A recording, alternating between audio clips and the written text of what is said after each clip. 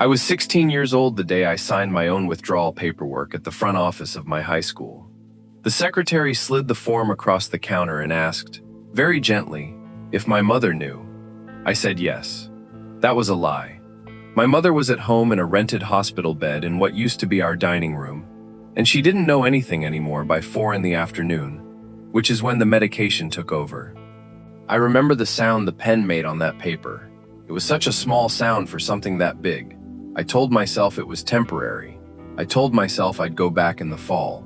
19 years went by before I sat in a classroom again. Last spring, at 35 years old, I walked across a stage in a rented gown that didn't fit right, with my name called out over a bad speaker system, and I shook a stranger's hand and took a piece of paper I had spent half my life pretending I didn't want.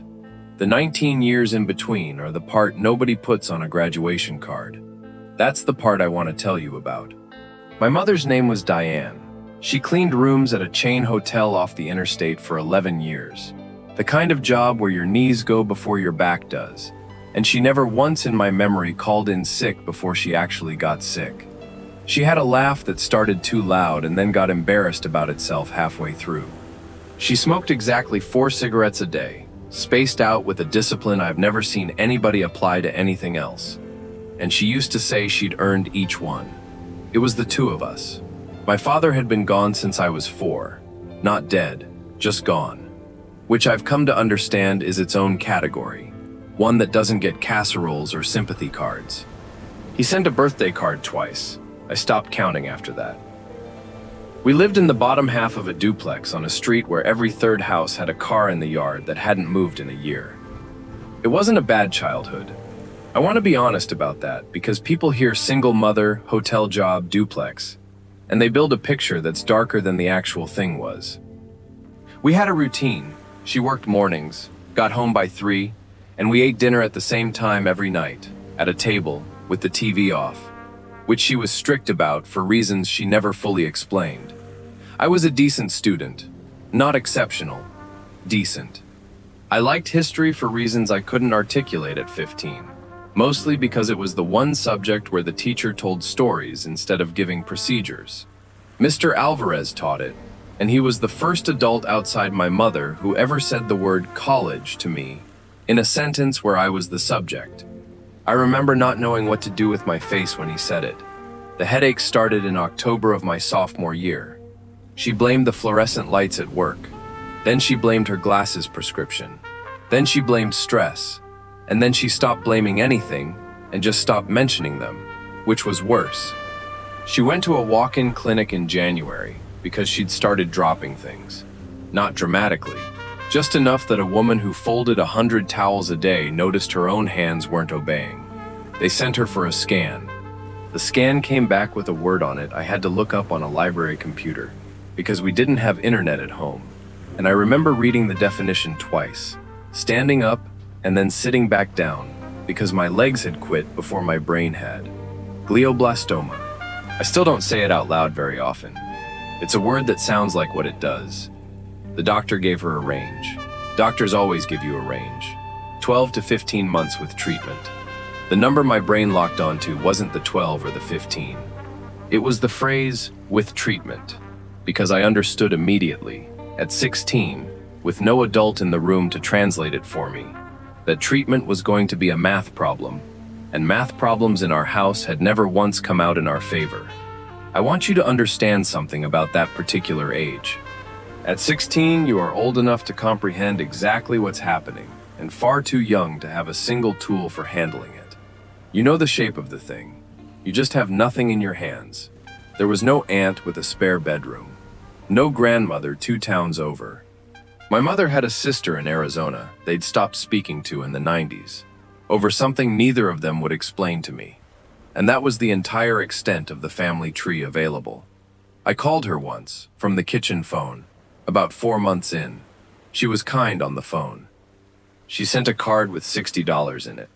I understand now that she was probably just as broke as we were, and that $60 might have been real to her too. And at 17, I resented it in a way I've since had to put down. So it was me. Not because I was noble, because there was nobody standing behind me in line. The withdrawal paperwork came in April. It wasn't one dramatic decision. That's the part I want to be accurate about, because stories like this tend to compress into a single noble moment. And it wasn't a moment. It was a slow accumulation of Tuesdays. First, it was missing first period, because her nausea was worst in the morning and somebody had to be there. Then it was missing whole days for appointments, because she couldn't drive anymore, and the medical transport service required a copay we didn't have. So I drove her in a 1994 Buick with a bad alternator and a license I'd had for 4 months. Then it was the home health aid the insurance approved for 12 hours a week, which sounds like help until you do the arithmetic and realize there are 168 hours in a week, and somebody has to cover the other 156. I was failing 3 classes by March, not because I couldn't do the work, because I was doing a different job. My guidance counselor called me in. Her name was Mrs. Pham, and I have thought about her more times over the last 19 years than she could possibly imagine. She had my transcript in front of her, and she asked me, very carefully, if there was something happening at home. And I said no. I lied directly to the one adult in that building, whose entire job was to catch kids exactly like me. I've spent a lot of years trying to explain to myself why I did that. The best answer I've got is this. I was afraid that if an adult knew the truth, an adult would do something about it. And the something they'd do would involve people with clipboards deciding where a 16-year-old should live while his mother was dying 8 miles away. So I lied. And I lied well, and I kept lying for the better part of a year. And it worked, which is the worst possible outcome for a lie like that. The financial part happened faster than I expected. Her short-term disability paid 60% of a wage that was already thin. It ran out in 8 months. The hotel held her job open for a while, which was decent of them, and then quietly stopped holding it, which was also, I suppose, understandable. The insurance that came with that job went with it, and the coverage we picked up after had a deductible that reset in January, right in the middle of everything. A detail I have never forgotten and have since learned is one of the most common quiet cruelties in this country. I got a job at an auto parts warehouse on the night shift, 11 to 7, because those were the hours the aide couldn't cover anyway, and I could sleep in the chair beside her bed during the afternoon. I was 17. They hired me on the condition that I could lift 100 pounds, which I couldn't, and which I said I could, and which I eventually could. That's how you end up dropping out of high school. Not with a slammed door, with a series of increasingly reasonable-sounding decisions, each one costing you about 6% of a future you're too tired to picture anyway. The withdrawal itself took 11 minutes.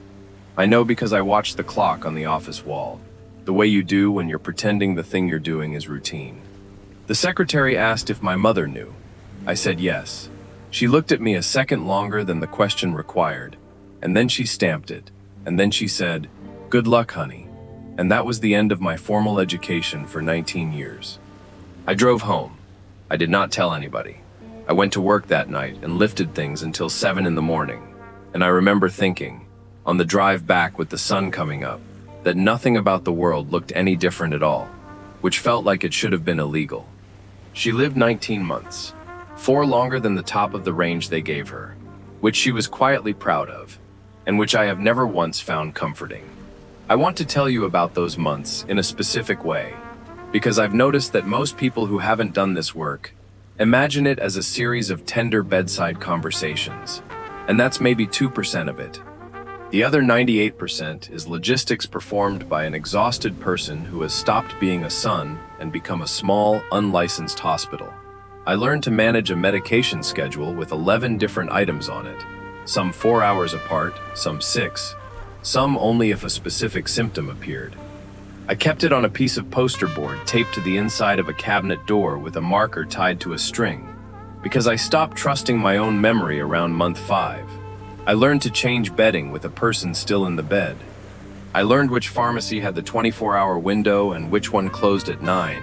And I learned what it sounds like when a pharmacist tells you an insurance authorization expired, and you have to decide, standing at a counter at 11 at night, whether to pay $240 you do not have. I paid it. I paid it with the credit card they'd mailed to a 17-year-old, which is its own indictment of something. and which took me until I was 26 to finish paying off. The nights were the strange part. She was often lucid at 2 or 3 in the morning, in a way she wasn't during the day, and we had more real conversations in that dark house at 3 a.m. than we'd had in the previous 10 years combined. She told me about my father, actual details, not the sanded down version. She told me she'd wanted to be a court stenographer at 19, and had taken exactly 1 class before her own mother got sick, which is a sentence that landed on me differently at 17 than it does now. And she asked me about school, almost every night, in some form. She asked if I'd talked to Mr. Alvarez. She asked what I was reading. I lied about that too. I told her I was doing correspondence work, keeping up, that it was all handled. I described assignments I had never been given. I invented a whole parallel life for myself in that dark room, month after month, because the truth would have cost her something she didn't have the strength to pay. She never knew I dropped out. I want that on the record, because it's the thing I've had to make peace with more than her actual death. My mother died believing her son was going to be fine, and she died believing it because I built the belief for her, brick by brick, out of nothing. She passed in November at 4:40 in the morning, and I was there, and it was quiet, and I'm not going to describe the rest of it, because some rooms stay closed even when you're telling the whole truth. The funeral cost $4,200. I was 18 years and 2 months old, and I signed for it myself, in a small carpeted office, alone, with a pen that made the same small sound as the withdrawal paperwork. 19 people came. I counted, because counting was what I did with my hands by then. 4 were from the hotel, women she'd worked beside for a decade, who arrived together in one car and stood at the back and cried more openly than anyone related to us did. One of them, a woman named Gladys, pressed a folded 20 into my palm on the way out and told me to eat something that day. I did not eat anything that day. I still think about Gladys. There was no reception afterward because I hadn't known you were supposed to arrange one and nobody had told me. People stood in a parking lot for about 15 minutes, not knowing how to leave, and then they left. I drove back to a duplex with a hospital bed still in the dining room because the rental company wasn't scheduled to pick it up until Monday, and I sat in the living room across from it for most of the night. And that is genuinely the loneliest I have ever been in my life. Here's the part of the story that surprises people the most. I didn't go back to school in the fall. Not that fall. Not the next one. Not for a very long time. I've thought a lot about why. Because from the outside, there's a version of my life where the grief becomes fuel, where I enroll in a GED program that January, and I'm in a college classroom by 20. That's the version that would make a shorter, cleaner video. It's not what happened, and I think the real reason is worth sitting with for a minute, because I suspect a lot of people watching this recognize it. When you spend 19 months in survival mode, your body learns a very specific setting, and it does not unlearn it just because the emergency ends. I came out of that house at 18 with no education, $40,000 of combined medical and funeral debt, and a nervous system that had been running on high alert for so long that quiet felt like a threat. I didn't rebuild. I just kept surviving, out of habit, in the absence of anything left to survive. I kept the warehouse job. I moved into a room in a house with 3 other guys, one of whom I liked and 2 of whom I tolerated, for $280 a month. I worked overtime whenever it was offered, which was constantly, because the debt was a real number that grew if I looked away from it. I paid the minimum on the credit card for years, which anyone who's done it knows is a treadmill designed by someone who hates you. And I got good at the job. That's the part that traps you, honestly. Within 4 years, I was a shift lead. Within 7, I was managing inventory for the whole facility. $41,000 a year. Health insurance, 2 weeks vacation. By the standards of the kid who signed that withdrawal form, I had won. I was doing better than fine. But I never told anyone I hadn't finished high school. Not one person. For 19 years. Not my roommates. Not the woman I dated for 3 years in my 20s. Not my closest friend at work. When it came up, and it comes up more than you'd think, in small ways, in offhand jokes about prom or SATs or that one teacher everybody had, I let people assume, and I steered, and I got extremely skilled at a kind of conversational driving where you never let the car go down that particular street. That's the actual weight of it. Not the missing diploma, the lie you build around the missing diploma, and how heavy that lie gets after the first decade of carrying it. I had a specific recurring nightmare through most of my 20s, and I've since found out it's so common among people in my situation that it's almost a cliché, which was oddly comforting to learn. In the dream, I'm in a school hallway, and there's an exam happening, and I haven't attended any of the classes. Standard stuff. What was not standard was the ending, which was always the same. I'd find the classroom, and I'd open the door, and it would be my mother's dining room with the bed in it, and everybody in the class would be waiting for me to explain why I was late. I never told anybody about that dream until I was 35 years old, sitting in a counselor's office at a community college. 19 years is a long time to keep a dream to yourself. There were also the small daily costs, the ones nobody warns you about. Job applications that ask for your high school and the year of graduation, and the specific stomach drop of typing a year you did not, in fact, graduate in. Small talk at a company picnic where somebody asks where you went to school. A form at a doctor's office. 100 tiny paper cuts a year, every year, for 19 years, each one individually survivable and cumulatively enormous. I met Renata when I was 29, in a laundromat, which is such an unromantic setting that I've stopped apologizing for it. She worked in billing at a dental practice and had a laugh that started too loud. And if you think I didn't notice that immediately, you're not paying attention. We got married when I was 31. Our daughter Nora was born 14 months later.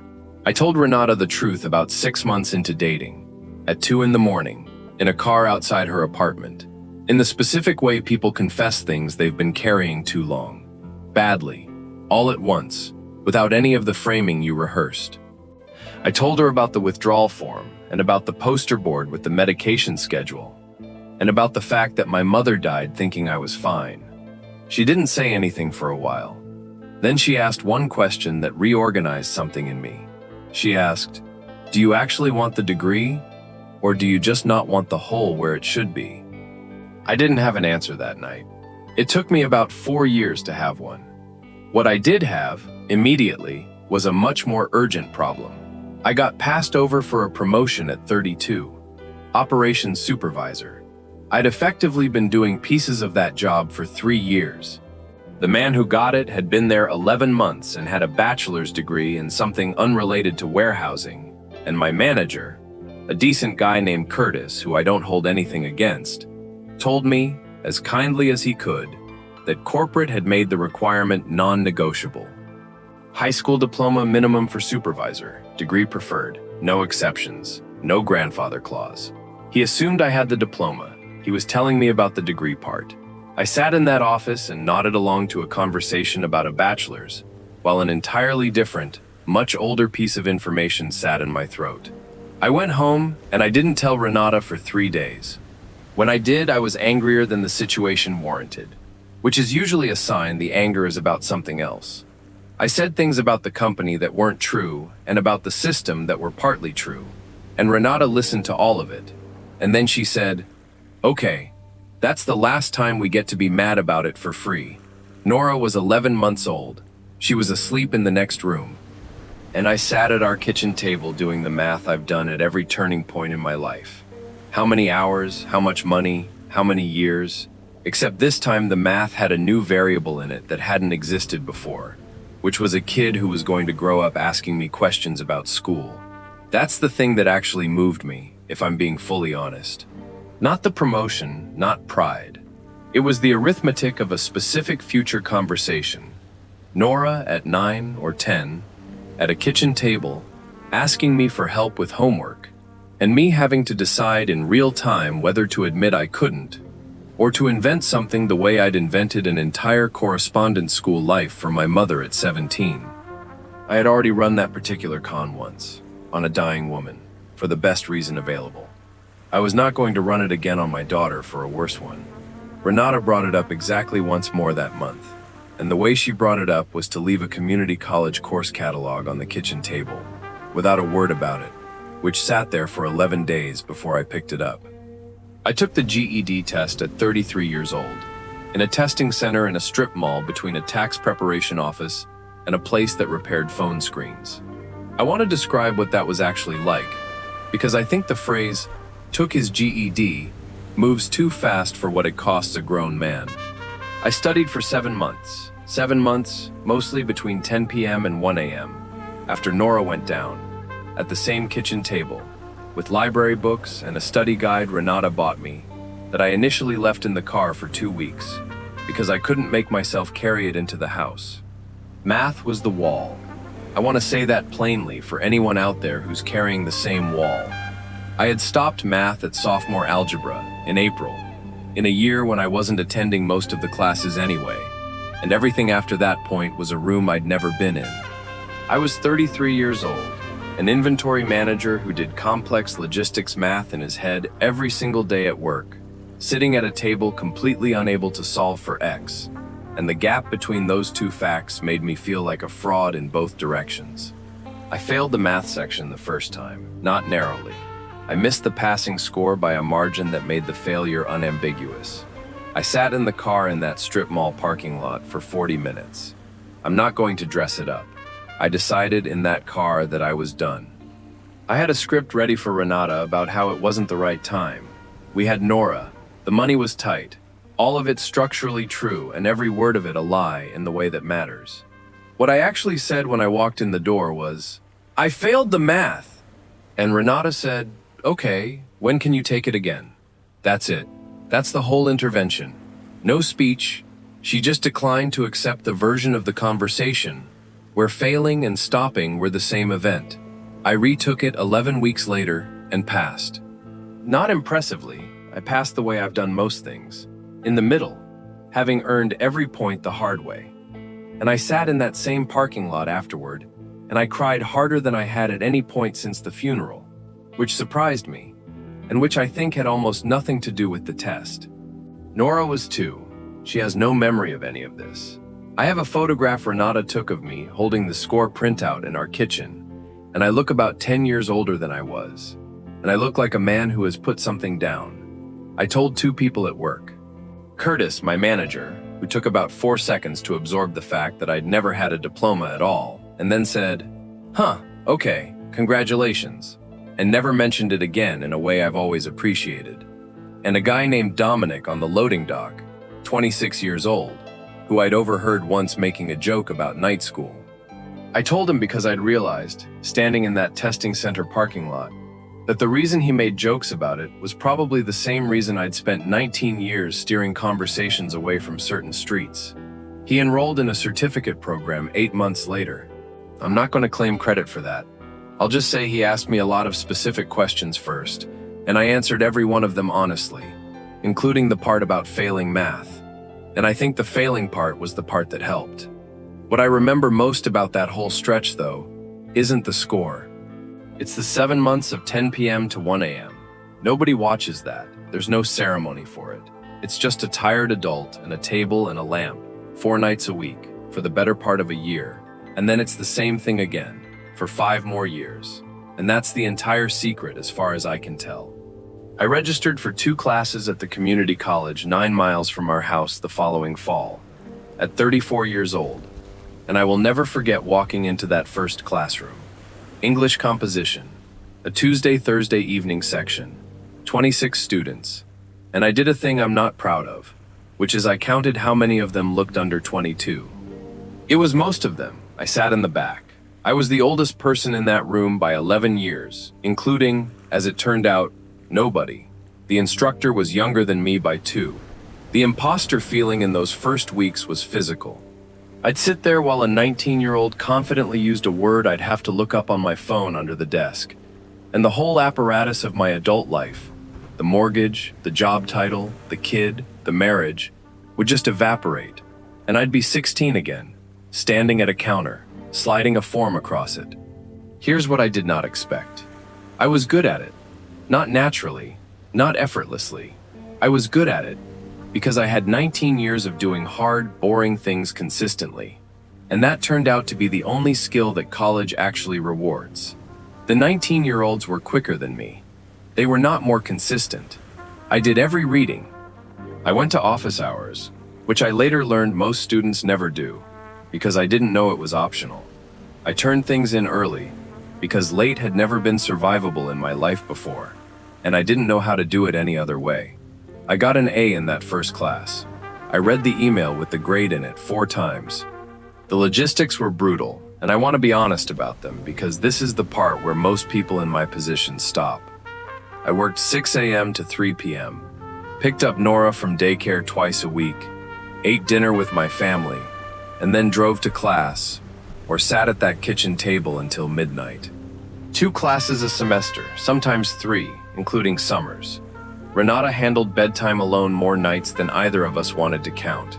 There were entire months where the only real conversation we had was a status update passed in a doorway. The money was its own problem.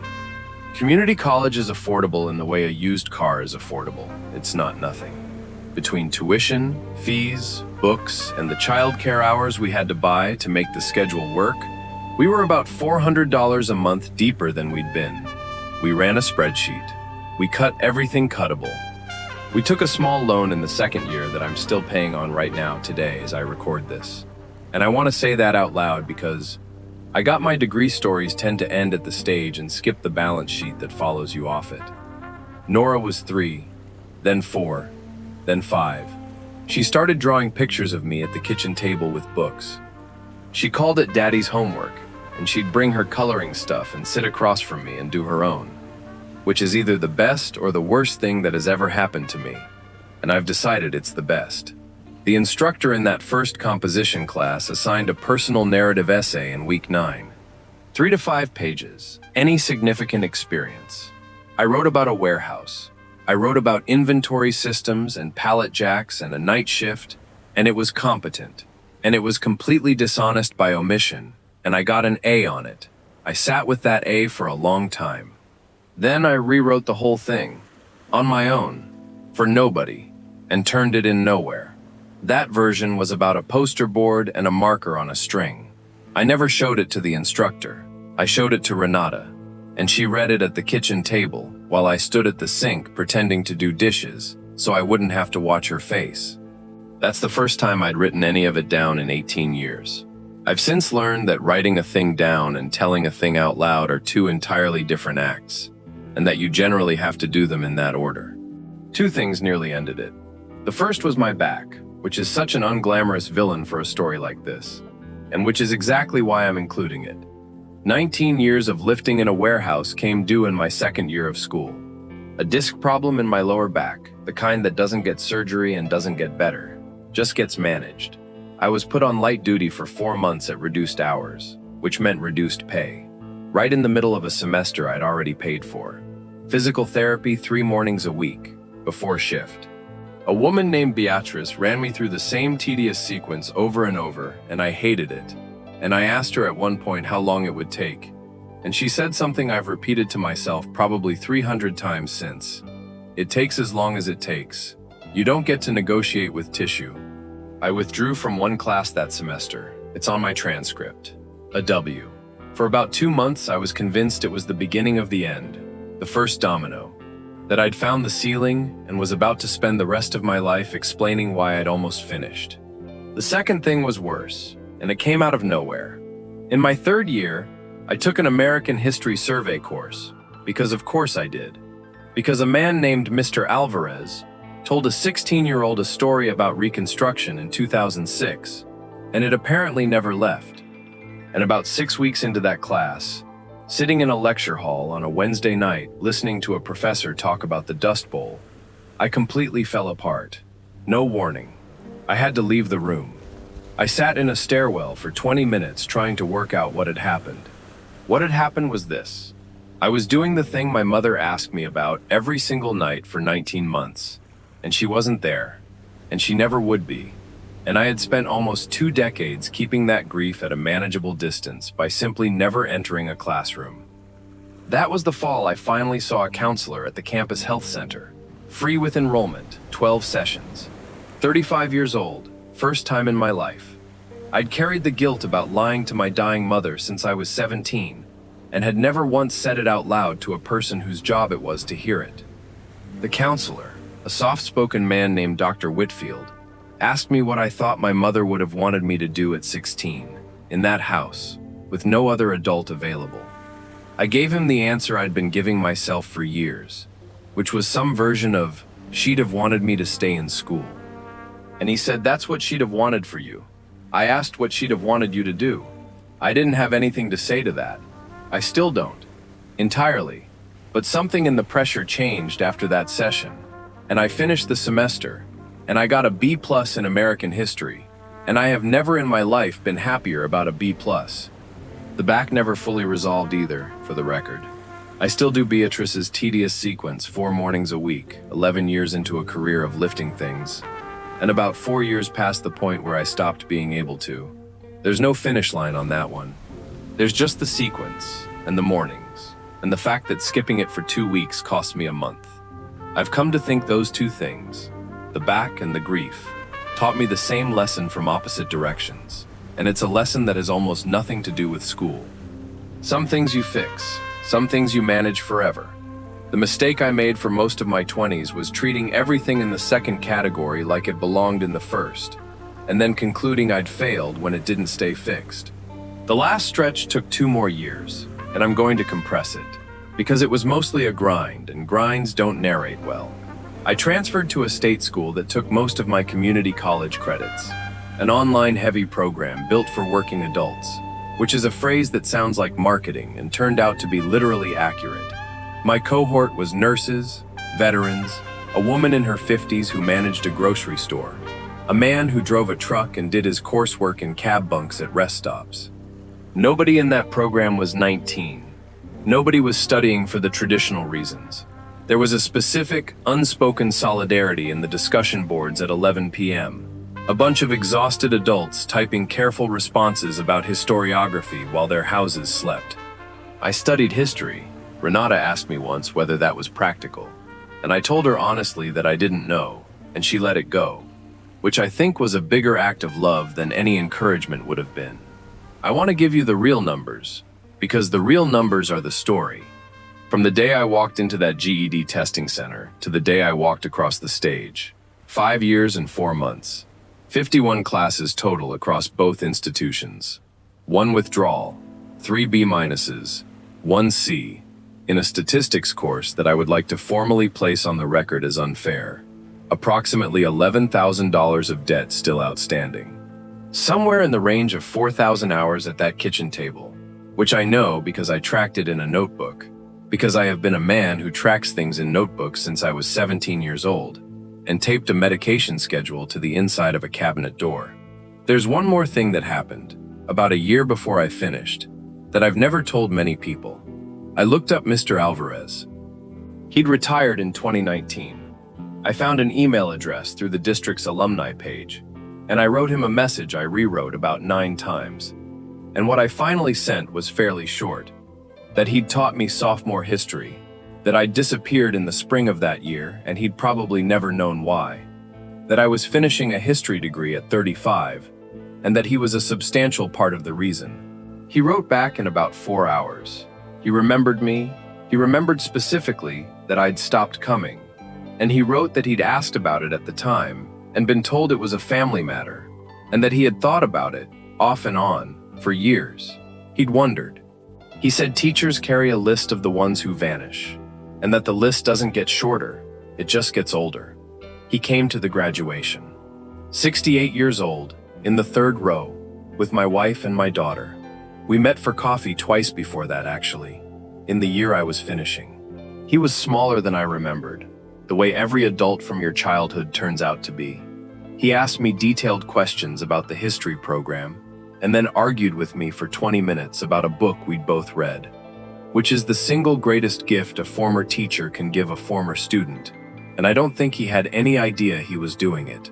I told him about the lie I'd told him at 16, that it was a family matter, relayed through the office, deliberately vague, and he told me something I've held on to since. He said that in 31 years of teaching, not one kid who disappeared ever told him the real reason at the time. Not one. He said he'd stopped taking it personally around year 8, and started just leaving the door propped, in whatever way he could, in case anybody came back through it later. I asked him how many came back. He said, "You're the fourth. 31 years. Fourth." If you've made it this far with me, I want to invite you to subscribe to our channel and join us every day. I think most of us are carrying some version of a door we walked out of too early, and it helps, sometimes, to hear that somebody found their way back through theirs. Now let me tell you about the stage. It was a Saturday in May, in a convocation center with bad acoustics and a graduation program with my name spelled correctly, which I checked 3 times. Nora was 6. Renata had bought her a dress and had spent the previous week explaining, in the patient way you explain things to a 6-year-old, what a degree was and why we were driving 2 hours for it. I'll be honest about the ceremony itself. Most of it was tedious. Graduations are tedious. There was a speaker who went 19 minutes over. There were 1,100 names ahead of mine in the alphabet, and my section was toward the back, and I sat in a folding chair in a gown that was too short in the sleeves, sweating, thinking about almost nothing at all. And then they called my name, and I stood up, and I want to tell you what actually went through my head in the 10 steps between my chair and that stage.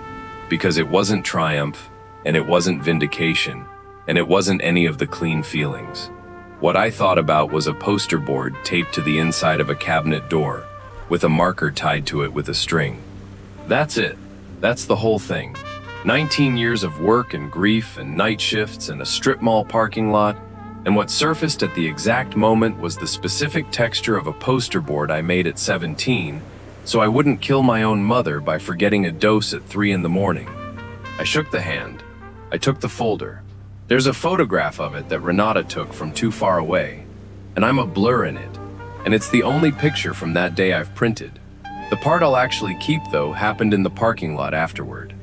Nora asked me, in that flat, direct 6-year-old way, holding a balloon somebody had given her, whether now I was done with the homework. I told her yes, and then she asked why I did it. Not accusingly, she just wanted to know. I crouched down in a parking lot, in a rented gown, and I told her about her grandmother. Not all of it, not the hard parts, not yet, but I told her that Grandma Diane got very sick when I was young, and that I stayed home to take care of her, and that taking care of her meant I couldn't go to school for a very long time, and that I'd just gone back and finished it. And she said, "So you did both," which is, I think, the most accurate summary of my entire adult life that anyone has ever produced. And it came from a 6-year-old with a balloon. Mr. Alvarez found us in that parking lot about 10 minutes later. He shook my hand, and then he did something I didn't expect. He shook Nora's hand too, formally, like she was a colleague, and told her that her father had been a good student and had gotten interrupted. Interrupted. That's the word he used. Not dropped out, not quit. He chose it deliberately, in front of my daughter, and I have thought about that word choice roughly once a week ever since. Renata drove home.